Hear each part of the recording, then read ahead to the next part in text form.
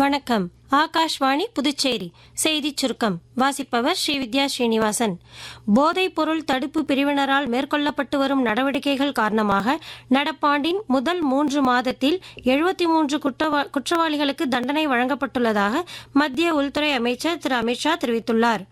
போதைப் பொருள் பழக்கத்தில் இருந்து இளைஞர்களை பாதுகாக்கும் வகையில் பல்வேறு நடவடிக்கைகள் மேற்கொள்ளப்பட்டு வருவதாக தமது சமூக ஊடகப் பதிவில் தெரிவித்துள்ளார்.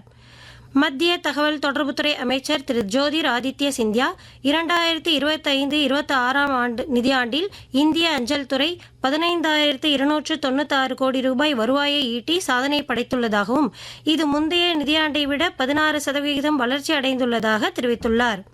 பிரதமர் திரு நரேந்திர மோடியின் 133வது மன் கி பாத் எனும் மனதின் குரல் நிகழ்ச்சி வரும் 26ஆம் தேதி ஞாயிற்றுக்கிழமை காலை 11 மணிக்கு ஆகாஷ்வாணி மற்றும் தூர்தர்ஷன் தொலைக்காட்சியின் அனைத்து அலைவரிசைகளிலும் ஒலிபரப்பாக உள்ளது. இந்நிகழ்ச்சியில் இடம்பெற வேண்டிய கருத்துக்களை பொதுமக்கள் நமோ செயலி, மைகவ் இணையதளம் மற்றும் 1800117800 என்ற கட்டணமில்லா தொலைபேசி வாயிலாக வரும் 24ஆம் தேதி வரை தெரிவிக்கலாம் என்று அறிவிக்கப்பட்டுள்ளது. தேசிய தேர்வு முகமை JEE 2ஆம் கட்ட முதன்மை தேர்வுக்கான முடிவுகளை வெளியிட்டுள்ளது. இதில் மொத்தம் 2,50,182 தேர்வர்கள் தகுதி பெற்றுள்ளனர்.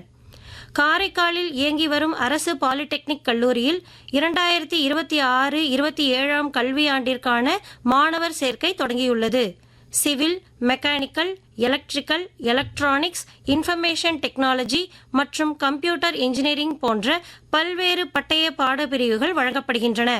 புதுச்சேரி மாநில மாணவர்களுக்கு 2,265 ரூபாயும், பிற மாநில மாணவர்களுக்கு 6,765 ரூபாயும் கல்வி கட்டணமாக நிர்ணயிக்கப்பட்டுள்ளது.